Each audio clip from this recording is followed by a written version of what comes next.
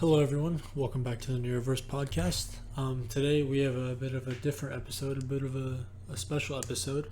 So today I'm going to be recapping kind of everything that I've learned so far in the 9 episodes that I've had on the podcast. So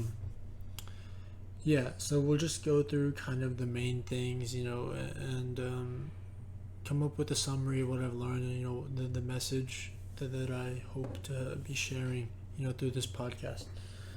I guess let's just jump right into it.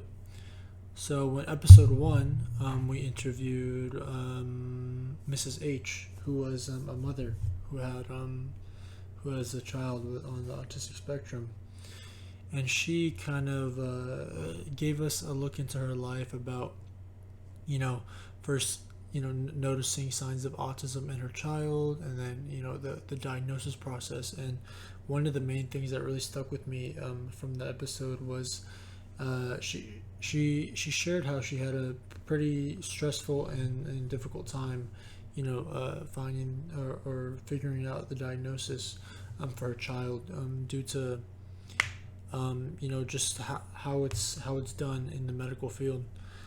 So that's definitely one of the main things that I think should be changed, and I hope to one day play a part in changing in the future. Definitely kind of streamlining that process, because right now it's very subjective, and it's kind of done based on like qualitative tests rather than determining a precise way to do it. And I know it's a big spectrum, but autism is a big spectrum, but if there was some way to diagnose it easier, that would be awesome, and I hope to play part in that.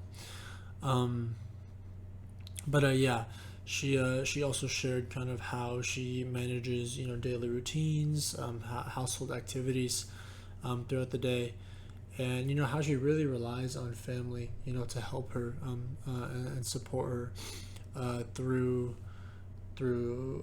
some of the difficulties that may come with raising a child on the spectrum. And in fact, later in episode 7, she came back on, Mrs. H, and she shared a different aspect of neurodiversity, which was her mother, who suffers with Alzheimer's dementia. And expanding on that a little bit, she shared how her mother, prior to having Alzheimer's, or I guess prior to getting in that old age, she was kind of like completely a different person, and now that she has Alzheimer's and she's in the old age, she's unrecognizable. And yeah, it's kind of completely turned around her life, her mother, that is. And yeah, I think the hard. I remember she shared how some of the hardest things for her were just being able to cope and understand the fact that that that's now her turn to take care of her mother, because all this time up until now, her mother took care of her, when she was a child, a baby, and then even into young adulthood. And then that's kind of flipped, and then now it's her responsibility to take care of her mother, even if her mother may not even recognize her. Like she shared that sometimes her mother will not even recognize her, or she'll recognize her, but she won't think she's who she actually is. She may think that she's her sister or cousin or friend or something. So yeah, hearing that it was very interesting, to get a look into that, and kind of raise awareness on some of the struggles people go through, who have family members with Alzheimer's, and to hopefully one day combat those things, and get that message out there. And then another one that I think really, really, really stuck with me was it was another mother, Mrs. Sima, who also has a child on the autistic spectrum, and she also came on the podcast twice, and she in her most recent episode, so her first episode was kind of similar to the one with Mrs. H, in which she shared kind of the daily activities, as she was raising her child, who is now 16 or 17, I believe, um, and how she went through the diagnosis process. Some of the challenges she faced. Raising him as a young child. Um, and it was they both had pretty similar experiences and things to share, Mrs. H and Miss Sana. Um, but in episode 8, Miss Sama came back on, and she shared kind of the future plans that she had for her child on the autistic spectrum, and she told me that her main goal, with her child is to be able to have him, or not have him, but get him to the point to where he could independently live, without having to rely on his parents, for a lot of things. So she shared how uh, there's not much support, or there's not much, maybe there is support, but there's not much resources, or availability to resources to find the information required in order to figure out how to prepare her kids, or her child, for adulthood, as he reaches that age, kind of transitioning out of grade school. And she told me how she's enrolled her son, or she hasn't enrolled, but she's looked into some vocational programs for her son, to get him to learn a trade, or be able to pick up skills that can allow him to work, to be in the workforce in the future.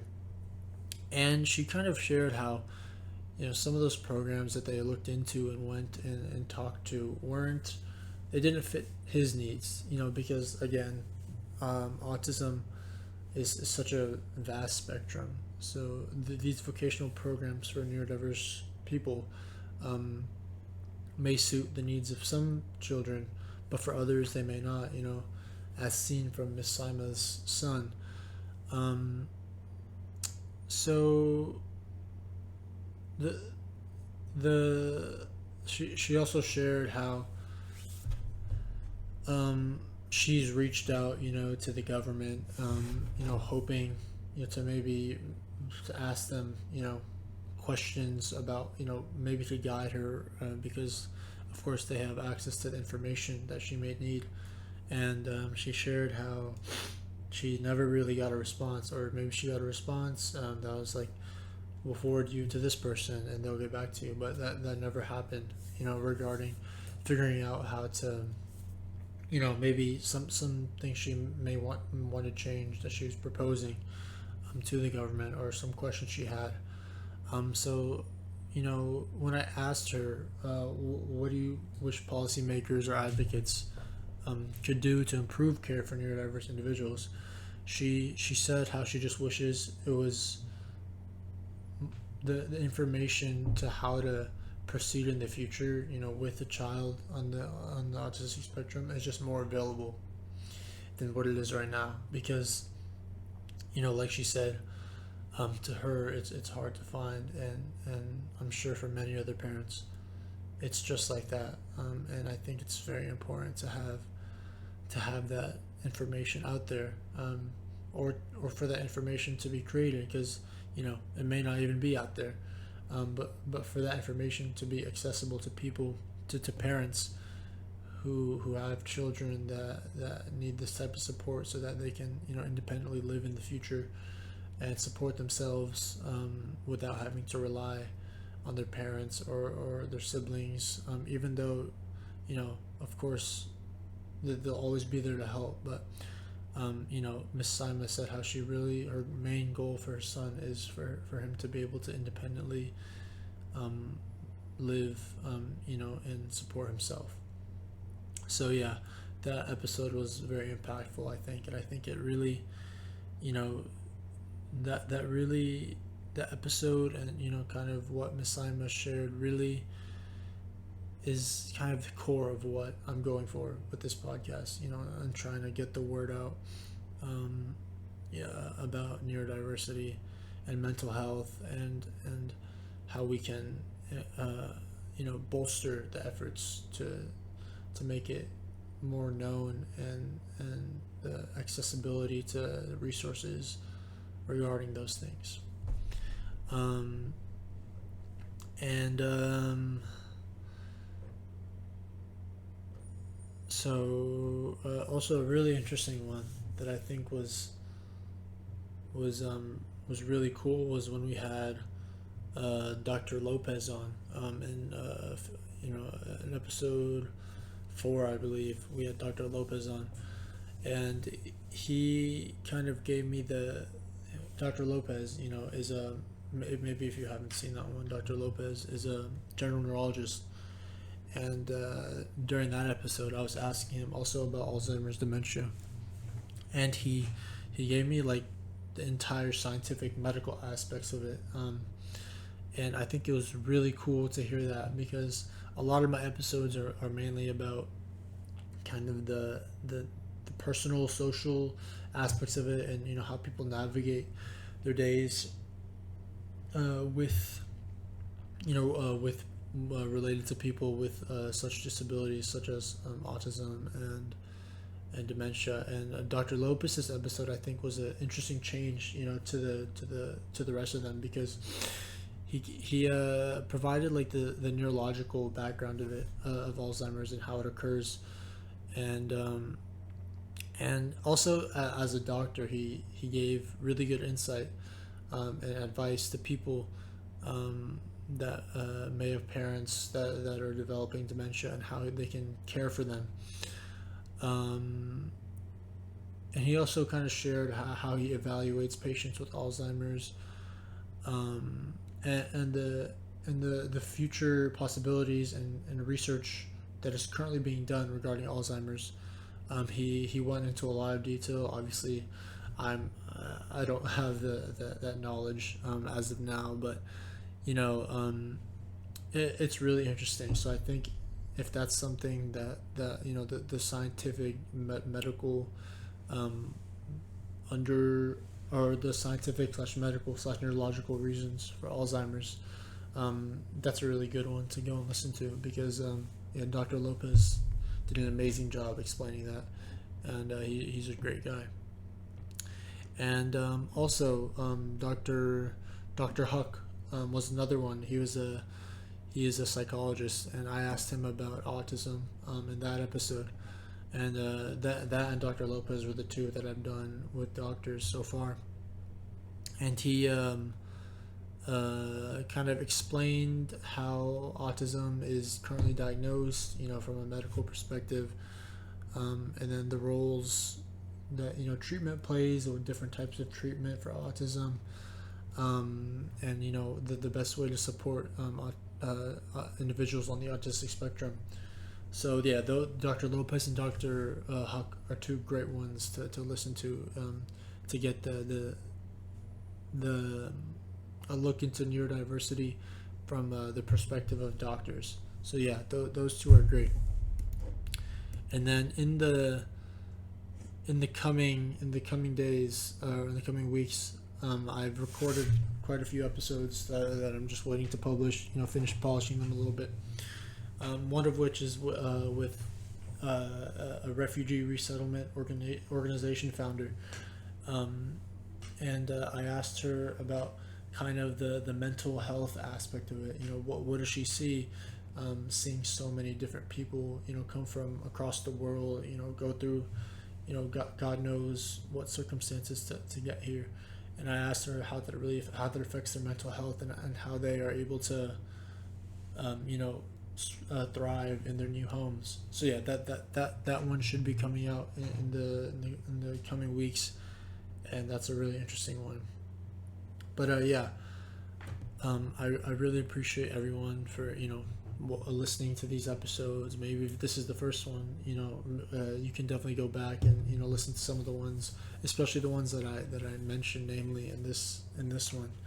But yeah, I really appreciate this, people listening, and I hope to get the message out about neurodiversity, and create the awareness and increase the awareness of it. So as a society, we can work towards allowing for the betterment of these individuals' lives who are neurodiverse. But yeah, thank you so much for listening and watching, and I look forward to sharing, or I look forward to the future episodes. They're really good, the ones that I've gotten so far. So yeah, look forward to those. But yeah, thank you for watching.